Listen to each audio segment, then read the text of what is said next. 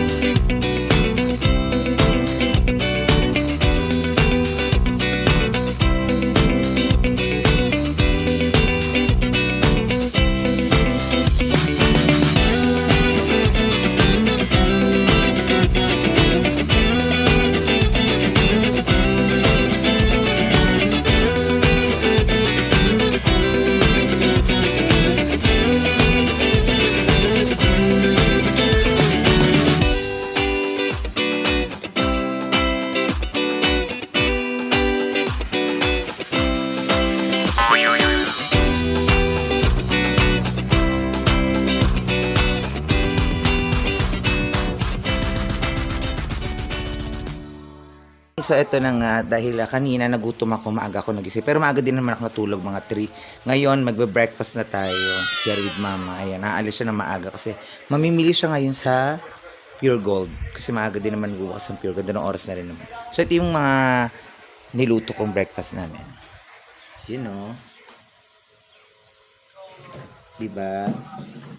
So mamayang tanghali naman, magluluto ako ng sinigang na baboy. Uy, sarap. Kaya naman, samahan niyo ako muna mag-breakfast mga kaponi. Okay, let's go. Let's eat na.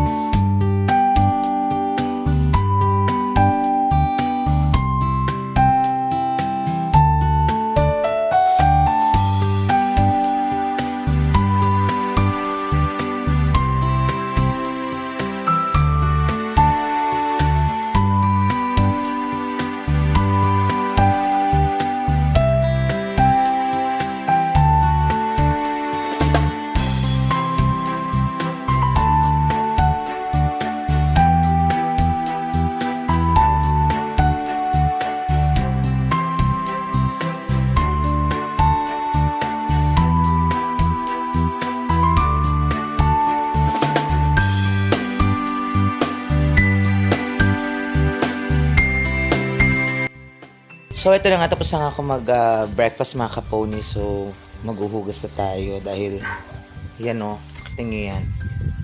Makadaming hugasin. Dahil lang makatulog, hugas muna ako. Ito napapanto ko. Okay, hugas muna ako ha.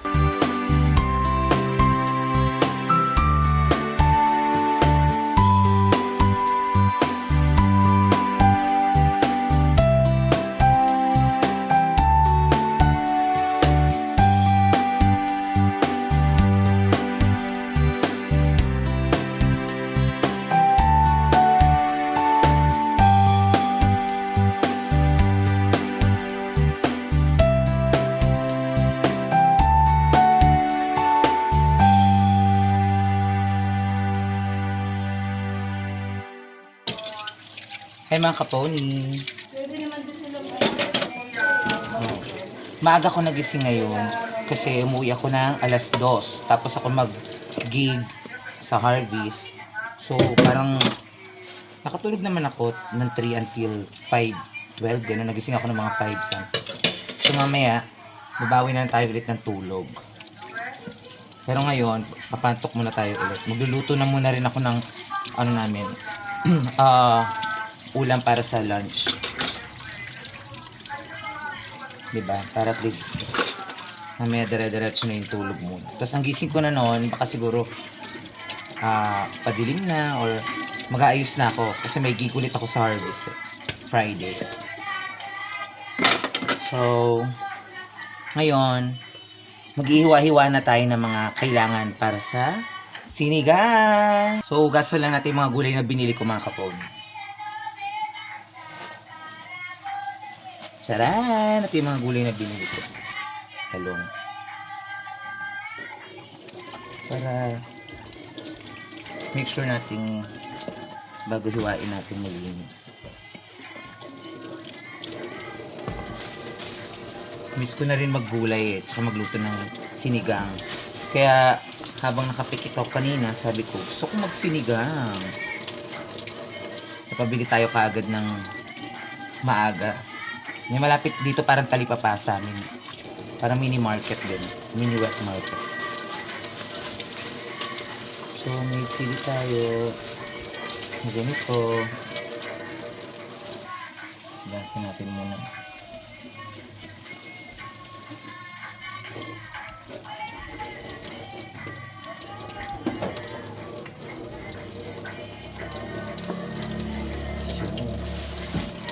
Tapos, yung sili na haba. Gasa ko muna to, okay? So, mag-iwan na tayo mga kaponi na mga kailangan natin. Think, unahin ko muna mga gulay. Ano oras tayo, ma? 7:56. Maga ako magluluto. Para mamaya magkasaing na lang kami. Sarado yung binibilan namin ng ano pa eh, bigas eh. So, mamaya na lang kami.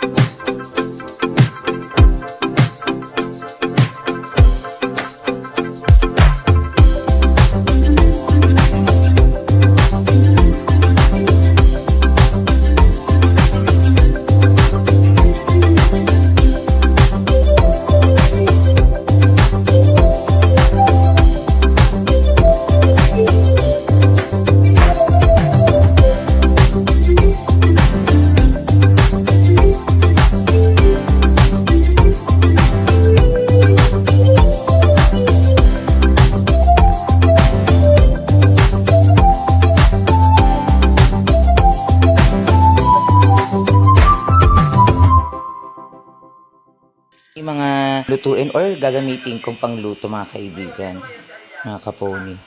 Ha? Para din na daily vlog to, parang cooking show na. So, baboy tayo ngayon. 1 kilo yan.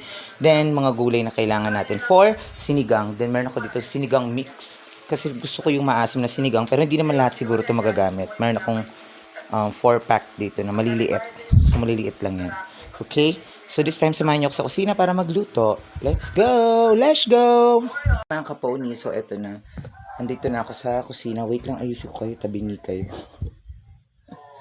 Ayan. Siyempre, dito yung mga lulutuin na natin for sinigang. Ayan. Ito yung baboy. Okay, then, chef talaga tayo. Hindi ko alam kung daily vlog to o cooking show na to. And once again guys, maraming salamat sa mga nag-subscribe to my YouTube channel.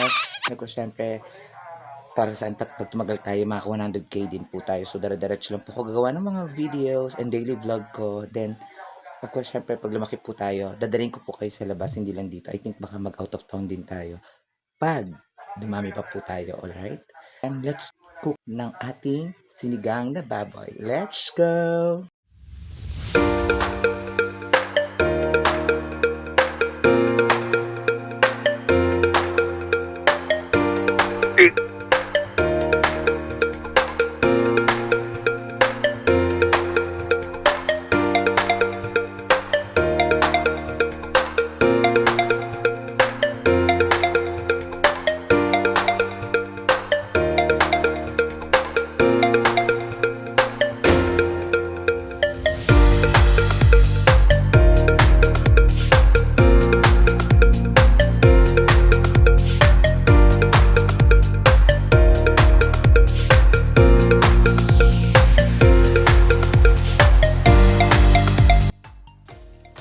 So yan mga kaponi, natin na lang natin na maano yung baboy. Kasi ganun ako pag nagluluto ng sinigang, inuuna ko muna yung sibuyas, then kamatis, tapos bawang. Para, ano mo yun, lalong manuot dun yung, or pag natunaw yung kamatis, mas lalong masarap siya pag sinama na yung baboy. So yun muna, pinaghahalo ko muna una. Sibuyas, bawang, and kamatis. Tapos after nun, sumunod na yung baboy, nilagay ko na siya. So para nanunuot yung sarap dun sa baboy, di ba? So andito lang tayo, guys. Patay ko muna yung ilaw ko dito sa ano. Yung kasi kanina ang dilim dun sa gilid sa kitchen. So si mama na malengke para naman bumili siya ng mga bibilihin dun sa lulutuin niya ngayon sa paninda niya kasi magbebenta kami ngayon ulit negosyo namin.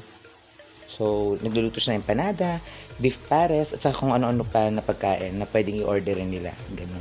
Tapos, pwedeng magpaluto din. May mga order dito. Yung last time na napanood nyo sa Reels ko, umorder ng empanada, afritada, yun.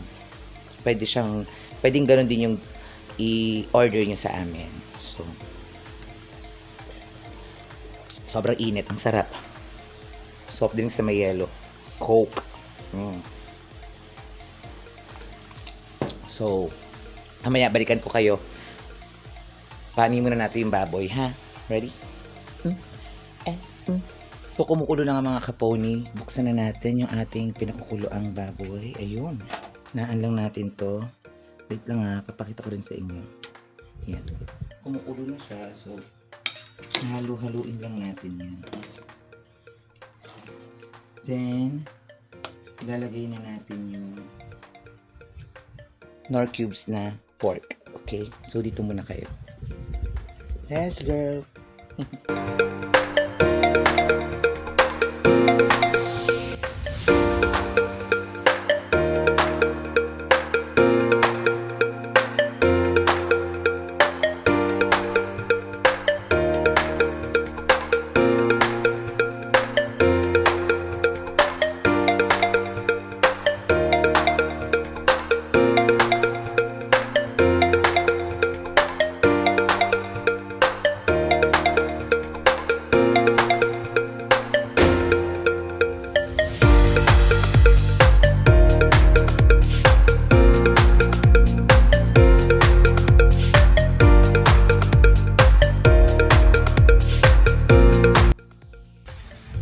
So mga kaponi, antayin na lang natin ulit kumulo yun dahil nailagay ko na yung Knorr cubes na pork. Then, sinigang na gabi. Ayun, sinigang na gabi. So para at least mamaya masarap-sarap yung ating sinigang. Kasi gusto ko sinigang yung pagkamalapot. Yan ang gusto ko. Pero wala silang gabi dun kanina sa palengke. So, sana ganun pa rin yung texture niya. Feeling ko naman kasi yung powder gabi sinigang sa gabi. No, feeling ko. So, may okra din akong gulay. So, marami kaming gulay binili. Pero, konti lang binili kong beans. Ano ba to? Sitaw. Konti lang nung binili ko noon. Kasi, bawal kami masyado. Alam mo, bawal din si mama sa beans. Lalo na ako. Kasi, ang tuhod ko, maaga tayo nagbalugbog nung kabataan natin. Sige ang jump split, sige ang sayaw, Sige, ang body drop. Ngayon, tumatanda, saka natin nararamdaman. But it's okay kasi at least kaya pa naman. Okay? So, dito dumating na si mama. Namalengke din siya. Ayan. Ano ba lulutuin mo, ma? Paninda mo? Chicken empanada. Ay, meatballs. At saka... May pares ka pa rin, di ba? Meron. Meron pa. Hindi lang May ko pares pa na-post rin. pa kasi wala na akong sabaw. Maggagawa Mamaya pa ako siya ng- gagawa ng sabaw. So, balikan natin yung ating sinigang. So, yan mga kaponi. Tapos na kumulo yung ano. So, ilalagay na natin yung mga vegetables. So, dito muna kayo ulit. At ayusin ko muna kayo. Masyado kayo mataas. Yun. Alam niyo ba guys, bigyan ko ng trivia. Natuto ko magluto nung pandemic. Pero nung unang-unang natuto ko magluto, kaldereta ba yun? Tama, kaldereta. Nung Christmas. Kasi wala si mama, so tumawag lang siya. Tapos tinuturuan niya ako paano gagawin pag nagluto. So yun, yung first cook ko. Then, nung pandemic, ako lang sa bahay at saka si Iman. Ako na nagluto. Nood ako ng YouTube, tinignan ko sa Google kung ano yung mga ganitong ingredients na kailangan. Halimbawa, Bicol Express, ganun. So, lagay na natin yung gulay, guys. Kasi para tas mamaya, ready na kumain. Kasi malapit na rin mag-lunch eh.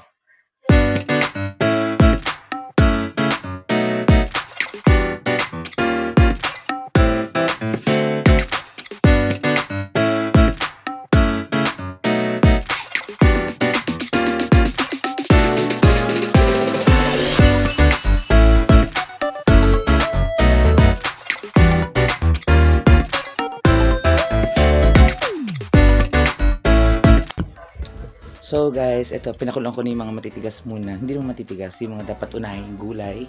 Ilagay para sakto lang yung lambot niya. Then ilalas na natin tong kangkong. Yan. Iuli na natin yan para hindi siya maging masyadong soggy. Tapos, pero bago yung kangkong, ito muna syempre. Okay? So balikan natin mamaya itong niluluto ko pagkatapos. Pakuluin muna natin. Alright! Ito na mga kaponi, nilagay ko na yung gulay. Then, mababa lang yung apoy para hindi siya ma-overcook yung gulay natin. Para may pagka-crunchy na very light. Very light. Okay. So, antayin lang natin maluto ang aking sinigang. So, ngayon naman guys, punta natin yung aso. Bigyan natin ng ice kasi sobrang init na sa pwesto nila. Durugan natin sila ng yelo. Okay? Ito ang pag-iyan.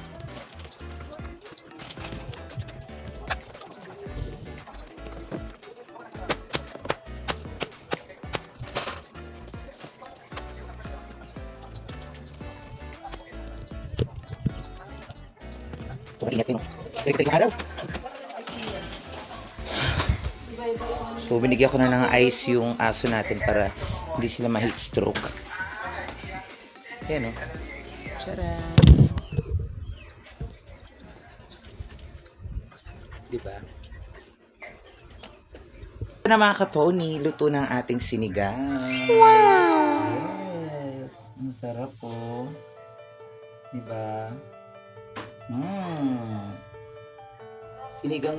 Sinigang. So, kain tayo mga kaponi. Yum.